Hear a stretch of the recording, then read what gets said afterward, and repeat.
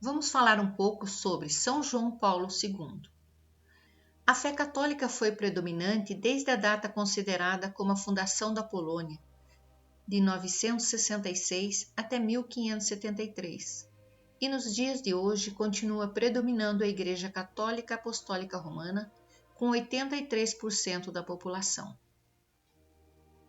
São João Paulo II nasceu como Karol Józef Wojtyła, em 18 de maio de 1920, em Wadowice, na Polônia.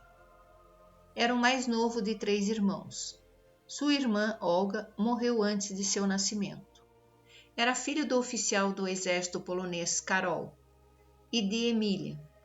Ela teve uma gestação de risco. Os médicos até chegaram a aconselhar a mãe que interrompesse a gravidez, dado o risco de vida que corria.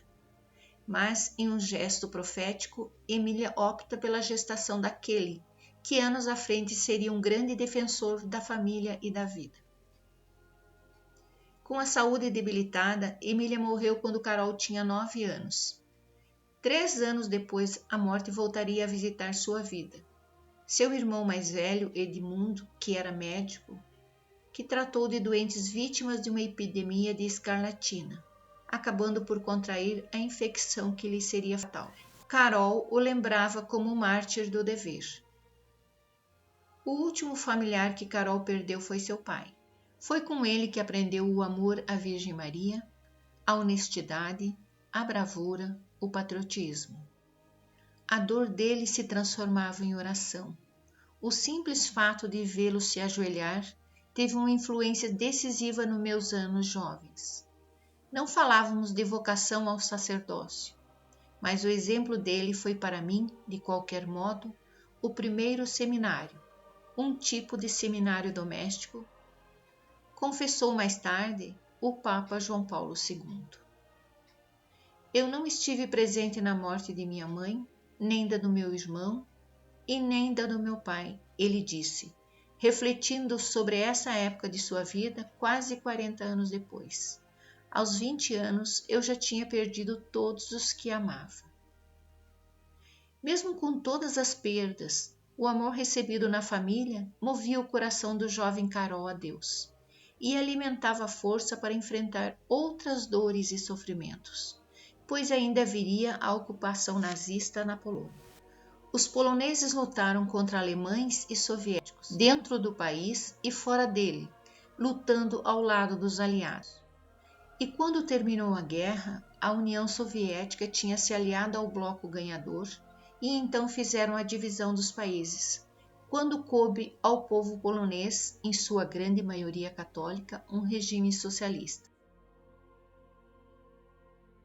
Após a morte de seu pai, ele começou a considerar seriamente a ideia do sacerdócio. Em outubro de 1942, ele bateu às portas do palácio do arcebispo de Cracóvia e pediu para estudar. De 1940 até 1944, Karol trabalhou em empregos tão diversos como mensageiro para um restaurante, operário numa mina de calcário, e para a indústria química, que produzia soda cáustica, particularmente importante no período da guerra. Mesmo sem ser deportado, assistiu de perto os horrores da guerra, as profundas marcas deixadas em sua amada Polônia e conheceu várias histórias de sofrimento. A dor da nação o ensinou a amar seu país e a enxergar que o caminho da paz sempre será o mais acertado a ser seguido. As experiências com as pessoas ensinou que quem salva uma vida, salva o mundo inteiro. Em 1º de novembro de 1946, dia de Todos os Santos, Karol Wojtyła foi ordenado padre pelo cardeal Adam Stefan Sapieha. Ele então foi estudar teologia em Roma, na Pontifícia Universidade Santo Tomás de Aquino, onde ele conseguiu a sua licenciatura e posteriormente o seu primeiro doutorado em teologia, com a tese A Doutrina da Fé segundo São João da Cruz. Em 1954, Karol Wojtyła obteve seu segundo doutorado em filosofia. Durante 12 anos, alterou sua vida presbiteral entre estudos, além dos trabalhos próprios do exercício do ministério sacerdotal, como vigário de algumas paróquias de Cracóvia. Em 1958, 12 anos após a sua ordenação, Wojtyła, com 38 anos, se tornou o mais novo bispo da Polônia. Foi nomeado bispo de Ombi e bispo auxiliar da Cracóvia. Durante esse tempo, Wojtyła escreveu uma série de artigos no Jornal Católico de Cracóvia, que tratava de assuntos importantes na época para a Igreja. Ele focou na guerra, a vida sob o comunismo e suas responsabilidades pastorais. Em 1960, Carol publicou um influente livro teológico, Amor e Responsabilidade, uma defesa dos ensinamentos tradicionais da Igreja sobre o amor, moralidade sexual, casamento, ética sexual, entre outros assuntos, a partir de um ponto de vista filosófico, mas baseado nos ensinamentos dos Evangelhos. Em outubro de 1962, Carol participou do Concílio Vaticano II, que durou de 1962 a 1965, onde contribuiu com dois dos mais importantes e históricos resultados do concílio: o Decreto sobre a Liberdade Religiosa e a Constituição Pastoral da Igreja no Mundo Moderno. Nesse concílio, Carol já dava mostra de sua abertura para com o ecumenismo, pois recusava para a Igreja o papel de monopolizadora da moral. Ele também participou de todas as reuniões do Sínodo dos Bispos. E em 13 de janeiro de 1964, o Papa Paulo VI o elevou a arcebispo da Cracóvia. E em 26 de junho de 1967, Paulo VI anunciou a promoção do arcebispo Karol Wojtyła ao Colégio de Cardeais. E como cardeal, neste mesmo ano, ele foi importante na formulação da encíclica, que trata das mesmas questões que impedem o aborto e o controle de natalidade por meios não naturais. Um ano antes de ser eleito Papa, Wojtyła abriu e consagrou a Igreja de Nossa Senhora Rainha da Polônia em Nowa Huta, após mais de 20 anos de esforços contra o governo comunista polonês, que negou inúmeras vezes o pedido dos fiéis para a construção de uma igreja naquela região.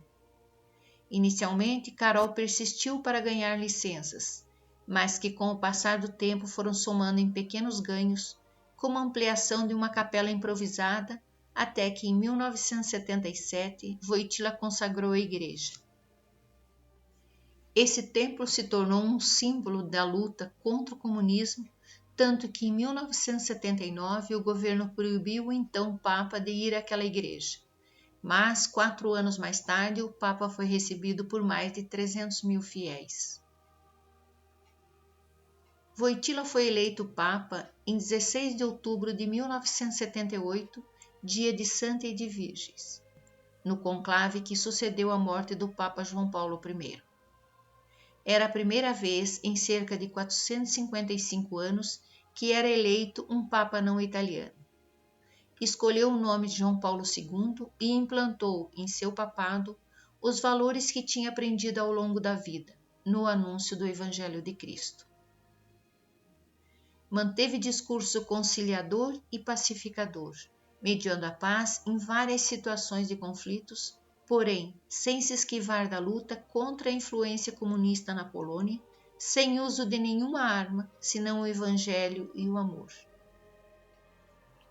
Defendeu ferrenhamente os valores da família, que chamou de santuário da vida, e a inviolável dignidade de todo ser humano dentro do projeto de amor de Deus por cada um, de onde brota aquilo que ficou conhecido como a teologia do corpo.